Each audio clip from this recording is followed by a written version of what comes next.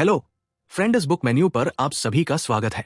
आज हम बात करने वाले हैं stick with it by Sean Young book के बारे में। सचिन हमेशा से अपनी जिंदगी में कुछ बड़ा करना चाहता था, लेकिन उसे खुद समझ नहीं आता था कि कहां से शुरू करें। उसकी अलमारी में ढेर सारी मोटिवेशनल किताबें थी, लेकिन सब पढ़ने के बाद भी उसे कोई खास बदलाव महसूस नहीं हुआ। एक दिन ऑफिस से लौटते वक्त उसने सोचा कि उसे अब अपनी लाइफ को सीरियस लेना होगा। उसने अपनी अलमारी में से एक किताब निकाली जिसका नाम था स्टिक विथ इट, एक वैज्ञानिक रूप से सिद्ध प्रक्रिया जो आपकी जिंदगी को बदलने के लिए सिद्ध है। यह किताब कई दिनों से पढ़ी हुई थी, लेकिन आज उसने उसे पढ़ने का मन बना लिया। किताब की पहली लाइन ने ही सचिन को अजीब तरीके से कनेक्ट कर दिया। इसमें लिखा था, change isn't about will power, it's about strategy. उसने खुद से सोचा, शायद यही मेरी प्रॉब्लम है। मैं हमेशा विल पावर के भरोसे सब कुछ करने की सोचता हूं, लेकिन प्लानिंग कभी नहीं करता।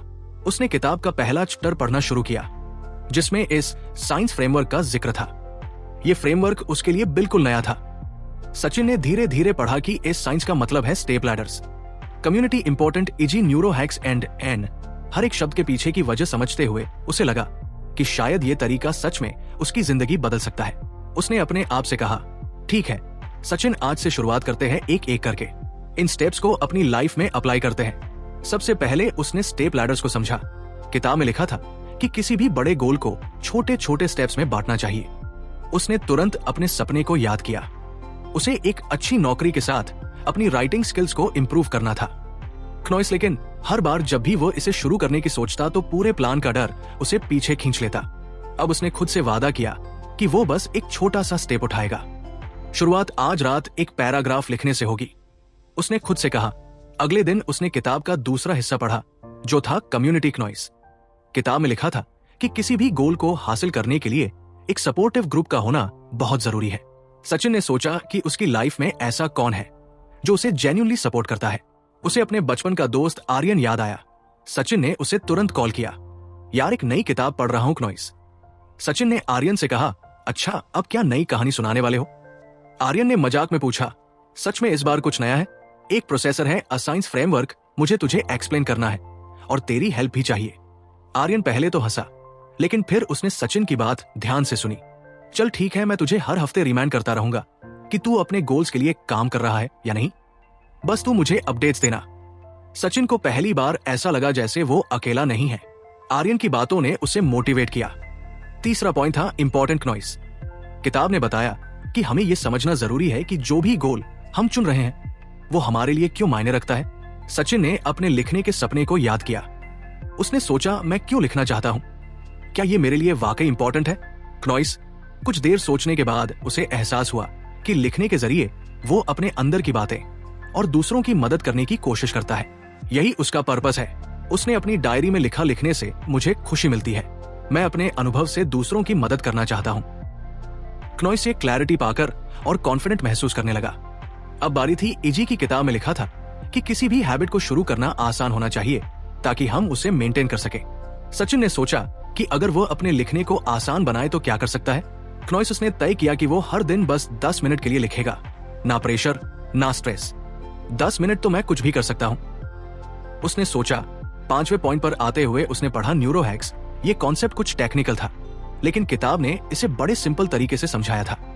सचिन को समझ आया कि हमारा दिमाग अक्सर बदलाव से बचने की कोशिश करता है, लेकिन अगर हम अपने सोचने के तरीके को कुछ एडजस्ट करें तो चीजें आसान हो सकती है।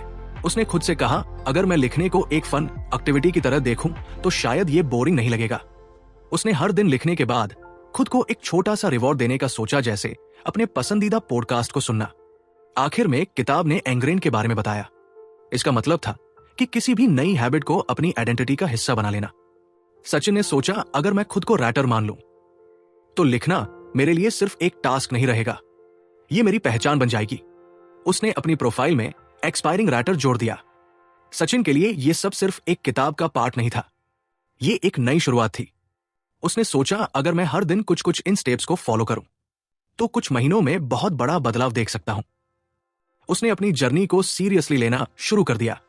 उस रात जब उसने 10 मिनट लिखने के बाद अपना पसंदीदा पॉडकास्ट सुना तो उसे पहली बार लगा कि वो सही दिशा में है। उसने किताब को अलमारी में नहीं रखा, बल्कि अपने टेबल पर ऐसे रखा जैसे ये उसकी जिंदगी का नया गाइड हो, और ये तो सिर्फ शुरुआत थी। सचिन ने अब अपने सपनों को एक स्ट्रेटेजी में बदलने का पहला कदम उठाया था। असाइंस फ्रेमवर्क ने उसे दिखाया था कि सही तरीका अपनाकर कुछ भी अचीव किया जा सकता है। आगे उसकी जर्नी में क्या होगा, क्नॉइस, ये देखने के लिए वो खुद भी एक्साइटेड था। सचिन की नई जर्नी अब सही मायनों में शुरू हो चुकी थी। उसने किताब को अपना साथी मान लिया था। अगर आपको हमारी फ्री समरी अच्छी लगती है तो आप हमारे चैनल को सब्सक्राइब कर सकते हैं, हमारी मेंबरशिप खरीद सकते हैं या हमें यूपीआई के थ्रू सपोर्ट कर सकते हैं। क्नॉइस, अब समरी पर वापस चलते। हर दिन ऑफिस से लौटने के बाद वो 20 से 30 मिनट इस किताब को पढ़ता और जो सीखा उसे अपनी लाइफ में लागू करने की कोशिश करता। अगले चैप्टर में जो चीज सामने आई वो थी the importance of small steps. क्नॉइस, सचिन ने पढ़ा कि बड़े सपने हासिल करने के लिए छोटे कदम उठाना कितना जरूरी है। उसने अपने आप से कहा, ये तो मैंने पहले भी सुना है, लेकिन शायद इसे समझने और अपनाने में कहीं कमी रह गई थी। अब इसे सच में अपनाने का वक्त है। किताब में स्टेप लैडर्स के बारे में बताया गया था, जहां बड़े गोल्स को छोटे छोटे टास्क में तोड़ने की बात की गई थी। सचिन को यह बात तुरंत समझ में आ गई, लेकिन इसे अपनी जिंदगी में लागू करना एक अलग चुनौती थी। उसने सोचा कि उसकी लाइफ का सबसे बड़ा गोल अभी राइटिंग को लेकर है। अगर मैं अपने सपने को सीढ़ी की तरह देखूं, क्नॉइस, तो पहली सीढ़ी क्या होगी? उसने खुद से पूछा। किताब ने कहा था कि शुरुआत बहुत आसान और अचीवेबल होनी चाहिए। उसने अपने डायरी के पन्ने पलटे और लिखा, पहला कदम, हर दिन सिर्फ 10 मिनट लिखना। कुछ भी, चाहे अच्छा हो या बुरा, बस लिखना अगले दिन सुबह। सचिन ने अलार्म सेट किया और तय किया कि ऑफिस जाने से पहले वो 10 मिनट लिखेगा। उसने अपने नोटपैड पर पहला वाक्य लिखा, आज मेरी लेखन यात्रा का पहला दिन है। उसे कुछ झिझक हो रही थी, लेकिन जैसे जैसे उसने लिखना शुरू किया, शब्द खुद अब खुद आते गए। 10 मिनट कब खत्म हुए उसे पता ही नहीं चला। उसने मुस्कुराते हुए कहा, एक छोटा कदम सही दिशा में। किताब में आगे बताया गया था कि छोटे कदम सिर्फ काम को आसान नहीं बनाते, बल्कि ये हमारे दिमाग में छोटे जीत या स्मॉल विंस का एहसास कराते हैं। ये एहसास हमें आगे बढ़ने का हौसला देता है। क्नॉइस ने महसूस किया कि अगर वो हर दिन कुछ कुछ करके आगे बढ़ता रहा तो वो अपना बड़ा गोल जरूर हासिल करेगा। कुछ दिनों तक वो लगातार 10 मिनट लिखता रहा। जब भी वो लिखने बैठता तो उसका दिमाग कहता बस 10 मिनट। ये बात उसे काम शुरू करने में मदद करती। और फिर क्नॉइस, जब वो लिखना शुरू करता तो अक्सर वो 10 मिनट से ज्यादा लिख लेता। ये छोटा कदम धीरे धीरे उसकी राइटिंग हैबिट का हिस्सा बनने लगा। एक हफ्ते बाद उसने सोचा कि अब अगली सीढ़ी पर जाने का वक्त है। उसने खुद से पूछा, अगर 10 मिनट आसानी से हो रहा है तो अगला कदम क्या हो सकता है? उसने अपनी डायरी में लिखा, हर हफ्ते एक छोटा आर्टिकल तैयार करना। ये लक्ष्य कुछ बड़ा था, लेकिन पहले की तरह डरावना नहीं लगा। उसने अपनी प्लानिंग शुरू की। सोमवार से बुधवार तक वो आइडियाज पर काम करेगा। गुरुवार और शुक्रवार को ड्राफ्ट तैयार करेगा और शनिवार को उसे एडिट करेगा। उसने आर्यन को भी इस नए प्लान के बारे में बताया। आर्यन ने पूछा, यार तू अब सीरियस लग रहा है, ये सब कैसे कर रहा है? सचिन ने जवाब दिया, बस छोटे छोटे स्टेप्स ले रहा हूं। पहले मैं बड़े गोल से डर जाता था, लेकिन अब हर दिन बस कुछ सा करने की कोशिश कर रहा हूं। आर्यन ने मजाक में कहा, तो तेरे ये छोटे स्टेप्स ही तुझे लेखक बना देंगे। सचिन ने हंसते हुए कहा, यार ये छोटे स्टेप्स ही मेरी जीत की शुरुआत है। तू देखता जा। उस हफ्ते उसने अपना पहला आर्टिकल लिखा। ये परफेक्ट नहीं था, लेकिन उसे इस बात की खुशी थी कि उसने इसे पूरा किया। उसने महसूस किया कि ये उसकी छोटी जीत थी। उसने किताब में पढ़ा था कि ऐसी छोटी छोटी जीतें हमें मोटिवेट करती है और आगे बढ़ने का हौसला देती है। एक दिन ऑफिस में लंच के दौरान उसके कोलीग अजय ने पूछा, सचिन आजकल तो कुछ अलग लग रहा है, क्या चल रहा है? क्नॉइस, सचिन ने मुस्कुराते हुए कहा, यार एक नई किताब पढ़ रहा हूं और उससे बहुत कुछ सीख रहा हूं। अभी छोटे छोटे गोल्स पर काम कर रहा हूं। धीरे धीरे बड़े सपनों को पूरा करने की कोशिश है। अजय ने कहा, यह तो सही लग रहा है, लेकिन तू बता ये छोटे स्टेप्स असल में काम कैसे करते हैं? सचिन ने समझाया, देख, जब हम बड़े गोल्स बनाते हैं तो अक्सर डर जाते हैं कि ये सब कैसे होगा, लेकिन जब हम उन्हें छोटे छोटे हिस्सों में बांटते हैं तो हर स्टेप अचीवेबल लगता है और हर बार जब हम एक स्टेप पूरा करते हैं तो हमें लगता है कि हम कुछ कर सकते हैं। बस ऐसे ही मोमेंटम बनता रहता है। अजय ने भी सचिन से कुछ टिप्स मांगे और उसे लगा कि सचिन सच में अपनी लाइफ में बदलाव ला रहा है। उस शाम सचिन ने किताब के कुछ और पन्ने पढ़े। उसमें लिखा था कि स्टेप लैडर्स का असली फायदा तब होता है जब हम हर छोटे स्टेप के लिए खुद को क्रेडिट देना सीखें। उसने खुद से कहा, चलो मैं हर हफ्ते अपनी छोटी जीत को सेलिब्रेट करूंगा। शायद एक अच्छी कॉफी पीने जाऊंगा या कोई मूवी देखूंगा। ये मुझे मोटिवेटेड रखेगा। अगले कुछ हफ्तों में सचिन ने अपना राइटिंग स्केड्यूल मेंटेन रखा। उसने 4 छोटे छोटे आर्टिकल लिखे। हर बार जब वो एक नया आर्टिकल खत्म करता तो उसे लगता कि वो एक और सीढ़ी चढ़ गया है। उसने अपनी राइटिंग के लिए एक छोटा ब्लॉग भी शुरू किया, जहां उसने अपने आर्टिकल्स पब्लिश करना शुरू किया। अब तक जो बात सचिन को सबसे ज्यादा समझ में आई थी वो ये थी कि छोटे स्टेप्स बड़े बदलावों की नींव होते हैं। क्नॉइस ने अपने दूसरे गोल्स पर भी ये अप्रोच अपनाना शुरू कर दिया। उसने अपनी फिटनेस जर्नी के लिए फैसला किया कि हर दिन सिर्फ 5 मिनट एक्सरसाइज करेगा। उसने सेविंग्स के लिए तय किया कि हर हफ्ते सिर्फ 500 रुपए बचाएगा। धीरे धीरे उसकी लाइफ में कई छोटे छोटे बदलाव आने लगे। उसे लगा कि वो सिर्फ एक किताब नहीं पढ़ रहा है, बल्कि अपने लिए एक नई लाइफ डिजाइन कर रहा है। एक दिन उसने आर्यन को कॉल किया और कहा, यार मैं तुझे एक बात बताना चाहता हूँ। ये छोटे स्टेप्स ने मुझे वो कॉन्फिडेंस दिया है जो मुझे कभी नहीं मिला। पहले मैं हमेशा बड़े बड़े सपने देखता था, लेकिन उन्हें अचीव करने का कोई तरीका नहीं समझ पाता था। अब मुझे लगता है कि मैं कुछ भी कर सकता हूं, बस छोटे कदमों के साथ। आर्यन ने कहा, भाई तेरी बातें सुनकर मुझे भी लगने लगा है कि शायद मुझे भी अपनी लाइफ में ये ट्राई करना चाहिए। तेरी प्रोग्रेस देखकर मैं इंस्पायर्ड हूं। क्नॉइस की राइटिंग जर्नी अब सिर्फ उसकी नहीं रही थी, वो दूसरों के लिए भी इंस्पिरेशन बनता जा रहा था। उसने महसूस किया कि किताब में बताई गई बातें सिर्फ वर्ड्स नहीं थी, ये एक पूरी स्ट्रेटेजी थी जो किसी भी इंसान की लाइफ बदल सकती है। सचिन का सफर अभी लंबा था, छोटे स्टेप्स ने उसे बड़े सपनों की ओर बढ़ने का कॉन्फिडेंस दिया था। अब उसे देखना था कि आगे की सीढ़ियों उसे कहां लेकर जाएंगे। सचिन अब तक अपनी जर्नी में अच्छा खासा मोमेंटम बना चुका था। स्टेप लैडर्स के छोटे छोटे कदमों ने उसे अपनी राइटिंग हैबिट को शुरू करने और मेंटेन करने में मदद की थी। क्नॉइस अब वो धीरे धीरे अपनी लाइफ के दूसरे गोल्स पर भी यही अप्रोच अपना रहा था। लेकिन अगला लेसन जो उसने किताब में पढ़ा नहीं, उसे सोचने पर मजबूर कर दिया। ये लेसन था सोशल सपोर्ट। इसकी किताब ने बताया कि हमारी जर्नी में सपोर्टिव लोगों का होना कितना जरूरी है। सचिन ने यह महसूस किया कि जब उसने अपनी राइटिंग जर्नी शुरू की थी तो आर्यन का साथ उसे कितना काम आया था। आर्यन के छोटे छोटे एनकरेजमेंट ने उसे मोटिवेटेड रखा था। लेकिन अब उसे लगा कि अगर वह इस कॉन्सेप्ट को और गहराई से समझे और इसे सही से अपनाए तो वह और बेहतर कर सकता है। किताब में लिखा था कि कम्युनिटी का मतलब सिर्फ ये नहीं है कि हमारे पास सपोर्टिव लोग हो, बल्कि हमें यह भी देखना चाहिए कि वे लोग कैसे हमारी जर्नी में मदद कर सकते हैं। सचिन ने अपनी डायरी निकाली और अपने करीबियों की एक लिस्ट बनाने लगा। उसने सोचा कि कौन कौन उसकी राइटिंग जर्नी में उसका साथ दे सकता है। आर्यन का नाम तो सबसे पहले आया, लेकिन उसने महसूस किया कि उसके दूसरे दोस्तों और ऑफिस के कुछ कॉलिग्स भी ऐसे थे जो उसके इस सफर को समझ सकते थे। उसने सोचा, अगर मैं अपनी जर्नी उनके साथ शेयर करूं तो शायद मुझे और ज्यादा सपोर्ट मिलेगा। उसने आर्यन को फिर से कॉल किया, यार एक बात करनी थी, अब क्या नया प्लान है? आर्यन ने हंसते हुए पूछा, प्लान नहीं, इस बार सपोर्ट सिस्टम बनाने की बात है। मैं सोच रहा हूं कि अपने गोल्स को और लोगों के साथ शेयर करूं ताकि मुझे और मोटिवेशन मिल सके। आर्यन ने तुरंत कहा, यार ये सही बात है, तू मुझे अपडेट्स देता रहे, और हाँ, अगर किसी को तेरे आर्टिकल्स पढ़ने की जरूरत है तो मुझे भेज, मैं फीडबैक दूंगा। सचिन को यह सुनकर अच्छा लगा। उसने सोचा कि आर्यन के जैसे और लोग भी उसके साथ जुड़ सकते हैं। उसने अपने ऑफिस के कोलीग अजय से बात की। क्नॉइस जिसे उसने पहले अपनी राइटिंग के बारे में बताया था। अजय, मैं हर हफ्ते एक आर्टिकल लिख रहा हूं, सोच रहा हूं कि तुझसे फीडबैक लिया करूं, क्या तू हेल्प कर सकता है?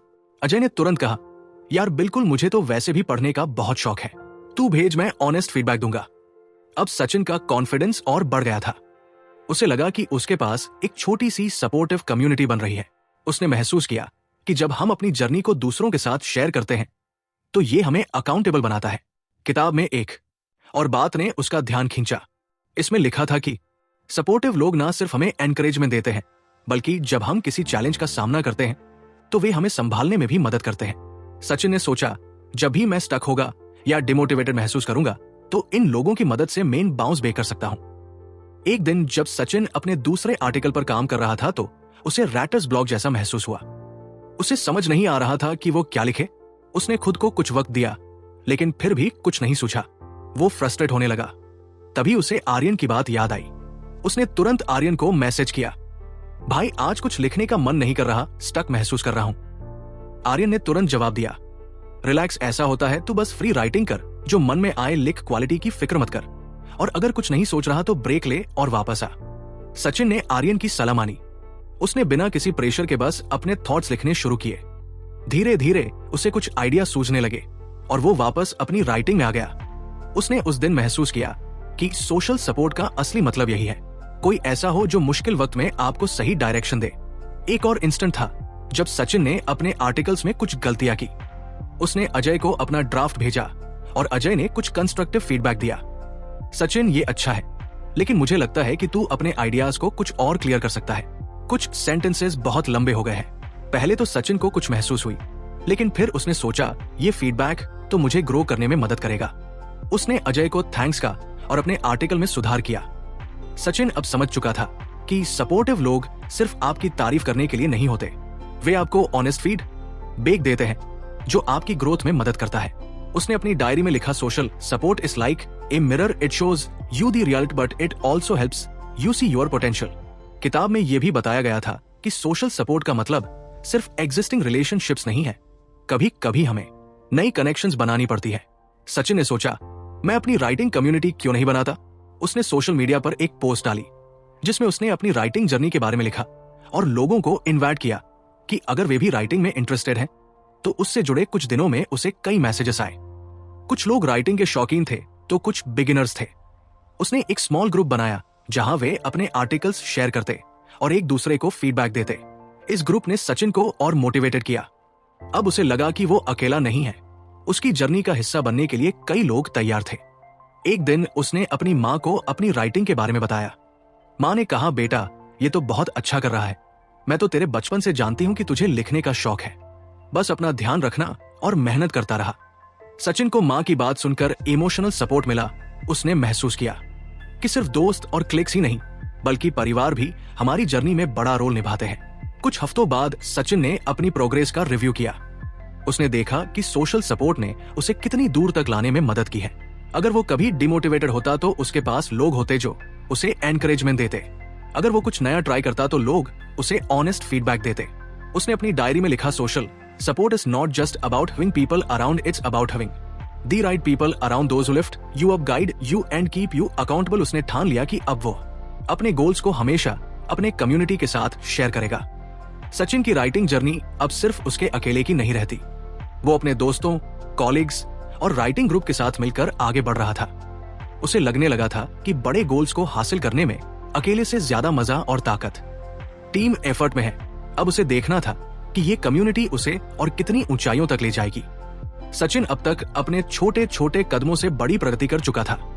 वो अपनी राइटिंग हैबिट को बनाए रखने में सफल हो गया था और अपनी सपोर्टिव कम्युनिटी के साथ काफी कनेक्टेड महसूस कर रहा था।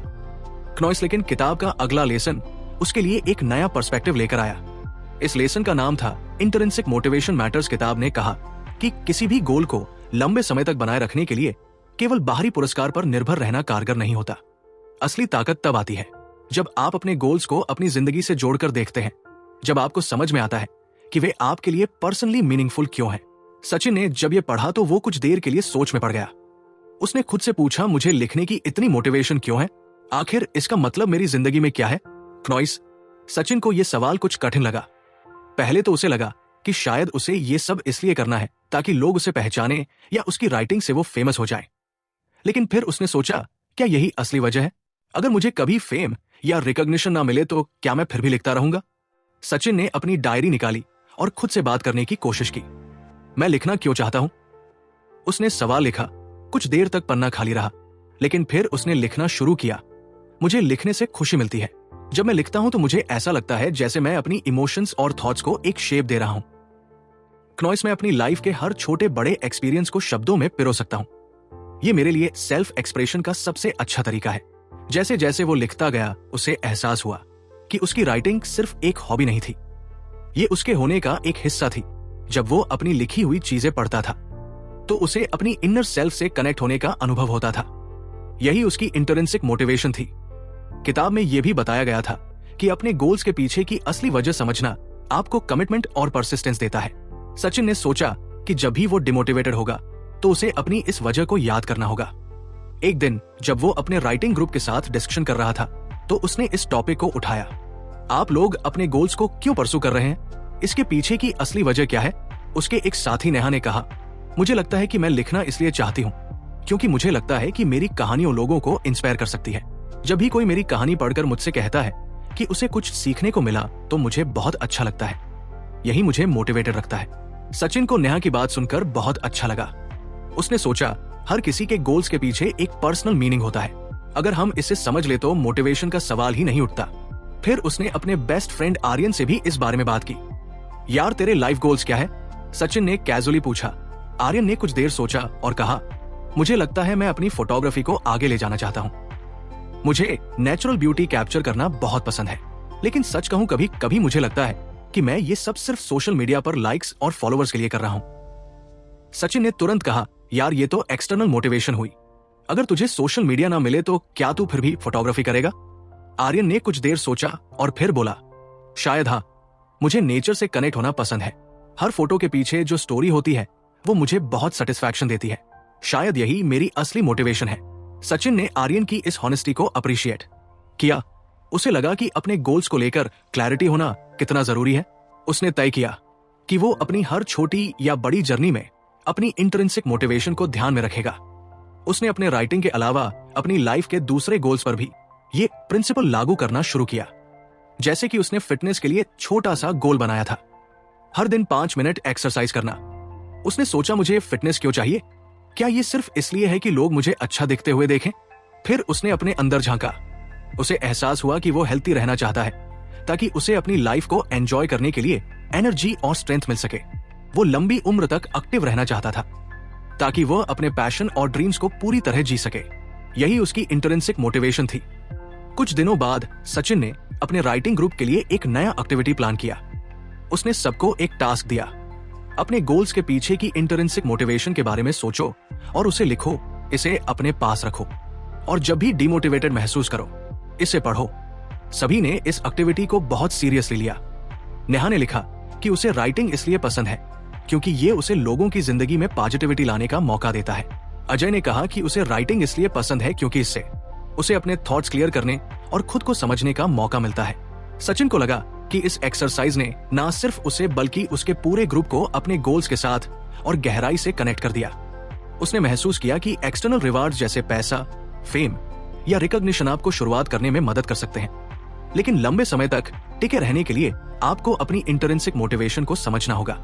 एक दिन उसने अपने एक पुराने दोस्त विनीत से मुलाकात की। विनीत ने उससे पूछा, यार तू राइटिंग में इतना सीरियस कैसे हो गया? मैंने तो सोचा था कि तू बस टाइम पास कर रहा है। सचिन ने हंसते हुए कहा, यार पहले मुझे भी ऐसा ही लगता था, लेकिन अब मुझे समझ में आया है कि राइटिंग मेरे लिए सिर्फ एक काम नहीं है, ये मेरे एक्सप्रेशन का सबसे अच्छा जरिया है। जब मैं लिखता हूं तो मुझे ऐसा लगता है कि मैं अपने असली सेल्फ के साथ कनेक्ट कर रहा हूं। यही मेरी मोटिवेशन है। विनीत ने कुछ देर सोचा और फिर कहा, शायद मुझे भी अपने गोल्स पर ऐसा ही सोचना चाहिए। शायद मैं भी अपनी इंट्रिंसिक मोटिवेशन को समझ सकूं। सचिन ने किताब का एक और लेसन अपनी जिंदगी में उतार लिया था। उसने जाना कि किसी भी गोल को मीनिंगफुल बनाने के लिए उसके पीछे की पर्सनल वजह को समझना बहुत जरूरी है।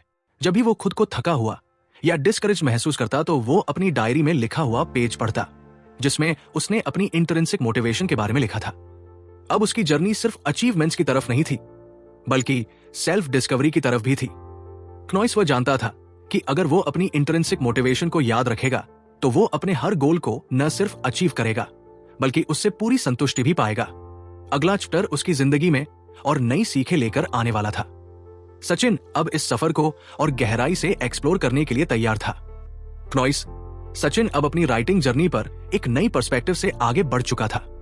अपनी इंट्रिंसिक मोटिवेशन को समझने के बाद वो भी एक और महत्वपूर्ण लेसन पर ध्यान देने लगा। किताब में जो नया लेसन था वो था feedback and self awareness. Feedback और सेल्फ अवेयरनेस के महत्व के बारे में क्नॉइस। इस लेसन ने सचिन को अपनी जर्नी को और अच्छे से समझने का एक नया तरीका दिया। सचिन को यह महसूस हुआ कि जब हम किसी भी नई आदत या गोल पर काम करते हैं तो ये जरूरी है कि हम अपने प्रोग्रेस का रेगुलर फीडबैक लें। हम किसी भी काम को सिर्फ अपनी नजर से देखते हैं, लेकिन कभी कभी दूसरों का पर्सपेक्टिव भी जरूरी होता है। यही नहीं, फीडबैक को सही तरह से समझना और अपने अंदर की स्ट्रेंथ्स और वीकनेस को पहचानना वो भी उतना ही महत्वपूर्ण है। सचिन ने सोचा, अगर मुझे अपनी राइटिंग में इंप्रूवमेंट्स करनी है तो मुझे हर बार अपनी काम की रिव्यू करनी होगी। किताब में यह भी कहा गया था कि फीडबैक के बिना किसी भी काम में ग्रोथ नहीं हो सकती। जब हम फीडबैक लेते हैं तो हम अपनी मेहनत और काम की सही दिशा को समझ पाते हैं, लेकिन फीडबैक देने वालों को चुनना भी उतना ही जरूरी होता है। सचिन ने याद किया कि जब उसने अपने लेखों को आर्यन और अजय के पास भेजा था तो उनका फीडबैक बहुत ही कंस्ट्रक्टिव था। वो कभी भी सिर्फ तारीफ नहीं करते थे, बल्कि उन्होंने उसे उन हिस्सों पर काम करने के लिए भी कहा था जिन्हें वो बेहतर बना सकता था। एक दिन सचिन ने अपने एक पुराने आर्टिकल को फिर से देखा जो उसने कुछ महीने पहले लिखा था। उसने सोचा, क्या मैं अब इसे और बेहतर बना सकता हूं? वो फिर से अपनी राइटिंग ग्रुप के पास गया और उनसे अपने आर्टिकल पर फीडबैक मांगा। इस बार उसने कुछ अलग अप्रोच अपनाया। उसने लिखा, मुझे लगता है कि मेरी राइटिंग कुछ फॉर्मल हो गई है और मैं इसे कुछ कन्वर्सेशनल बनाने की कोशिश कर रहा हूं। क्या आपको लगता है कि इसे और एंगेजिंग बनाया जा सकता है? यह सवाल ना सिर्फ सचिन के आर्टिकल पर फोकस था, बल्कि उसने ये भी समझने की कोशिश की थी कि उसे अपनी राइटिंग में किस डायरेक्शन में सुधार चाहिए। उसकी राइटिंग ग्रुप ने उसे तुरंत जवाब दिया। नेहा ने कहा, तू ठीक कह रहा है सचिन, तेरी राइटिंग बहुत इंफॉर्मेटिव है, लेकिन कुछ सा पर्सनल्स दे तो और बेहतर लगेगा। अपनी एक्सपीरियंसेस को कुछ और डिटेल में डाल, रीडर्स को फील हो कि ये एक कहानी है, ना कि सिर्फ जानकारी का पुलिंदा। अजय ने भी अपनी राय दी। हाँ, और कहीं सेंटेंस स्ट्रक्चर को और सिंपल कर सकता है, थोड़े कॉम्प्लेक्स सेंटेंसेस रीडर्स को कंफ्यूज कर सकते हैं। सचिन ने उन दोनों की बातें ध्यान से सुनी और महसूस किया कि उनके फीडबैक ने उसे अपनी राइटिंग को अगले लेवल पर ले जाने का डायरेक्शन दिया। उसने सोचा, अगर मुझे अपनी राइटिंग स्किल्स को और शार्पन करना है तो मुझे और अधिक फीडबैक की जरूरत पड़ेगी। अब सचिन को यह समझ में आ गया था कि फीडबैक सिर्फ एक करेक्शन नहीं था, बल्कि ये उसे आगे बढ़ने के लिए एक नई राह दिखाता था। उसने सोचा, जितना ज्यादा मैं फीडबैक लूंगा क्नॉइस, उतना ही जल्दी मैं अपनी राइटिंग में इंप्रूवमेंट कर पाऊंगा। इसके बाद सचिन ने अपने काम पर सेल्फ अवेयरनेस पर भी ध्यान देना शुरू किया। वो अब अपने स्ट्रेंथ्स और वीकनेस को सही से पहचानने की कोशिश कर रहा था। वो जानता था कि अगर वो किसी भी नए चैलेंज को सही से टैकल करना चाहता है, क्नॉइस, तो उसे ये जानना होगा कि उसकी ताकत क्या है और कहां उसे सुधार की जरूरत है। किताब में कहा गया था कि सेल्फ अवेयरनेस से हमें अपनी असल जरूरतों और कैपेबिलिटीज का पता चलता है। सचिन ने सोचा, क्या मैं अपनी राइटिंग में ये सेल्फ अवेयरनेस लागू कर पा रहा हूं? उसने अपनी पुरानी राइटिंग्स को पढ़ा क्नॉइस और सोचा कि उसे क्या चीजें अच्छे से आती है और कहां उसे और मेहनत करने की जरूरत है। उसे यह महसूस हुआ कि वे अपनी सोच को अच्छे से व्यक्त कर सकता था, लेकिन कभी कभी वो अपनी आइडियाज को पूरी तरह से स्ट्रक्चर तरीके से नहीं रख पाता था। उसे अपना फोकस इंप्रूव करना था ताकि वो ज्यादा इफेक्टिव तरीके से अपने रीडर से कनेक्ट कर सके। सचिन ने इस सेल्फ अवेयरनेस को अपनी राइटिंग ग्रुप की मदद से बेहतर करना शुरू किया। वो समझ चुका था कि जब तक वो खुद को सही से नहीं समझेगा, तब तक वो अपने गोल्स में प्रोग्रेस नहीं कर पाएगा। इस प्रोसेसर ने उसे अपनी वीक एरियाज को स्वीकार करने और उन पर काम करने का एक नया तरीका दिया। अब वो हर फीडबैक को एक अपॉर्चुनिटी की तरह देखता था, एक चांस टू इंप्रूव। सचिन ने अपने राइटिंग ग्रुप के साथ एक और एक्सरसाइज प्लान किया।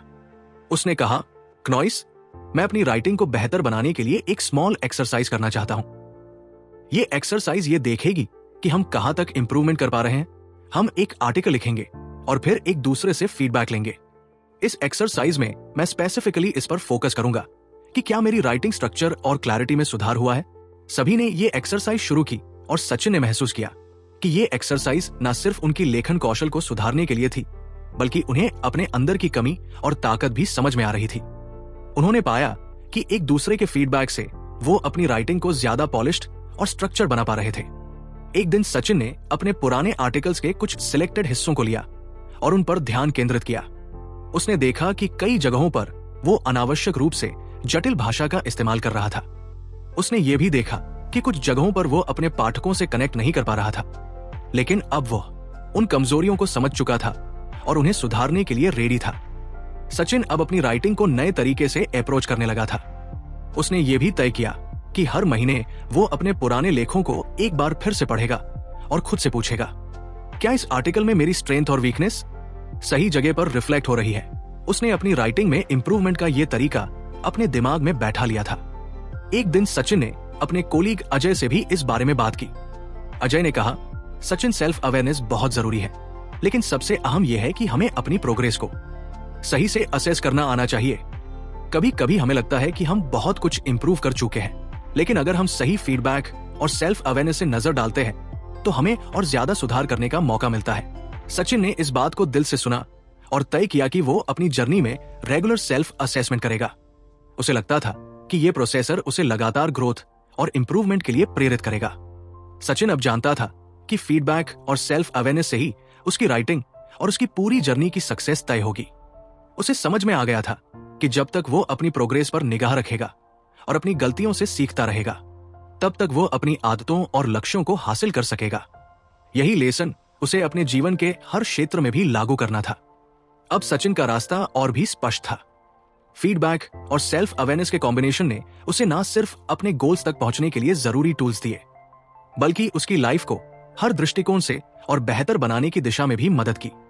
वो जानता था कि ये दोनों एलिमेंट्स उसके सफलता के लिए एसेंशियल है और वो उन्हें हमेशा अपने साथ रखेगा। सचिन ने धीरे धीरे फीडबैक और सेल्फ अवेयरनेस के माध्यम से अपनी राइटिंग स्किल्स को बेहतर किया। क्नॉइस ने अपनी ताकत और कमजोरियों को पहचाना और हर फीडबैक को सीखने के अवसर के रूप में लिया। अब उसकी राइटिंग में क्लैरिटी और स्ट्रक्चर का सुधार हुआ। उसने समझ लिया कि अगर उसे आगे बढ़ना है तो लगातार खुद को समझना और सुधारना होगा। सचिन की यात्रा अभी खत्म नहीं हुई थी, क्नॉइस, लेकिन वो पूरी तरह से तैयार था अपने हर लक्ष्य को हासिल करने के लिए। तो फ्रेंड्स, ये थी हमारी आज की बुक समरी। आपको कैसी लगी? कमेंट करके जरूर बताएं और धन्यवाद आपका समरी एंड तक सुनने के लिए।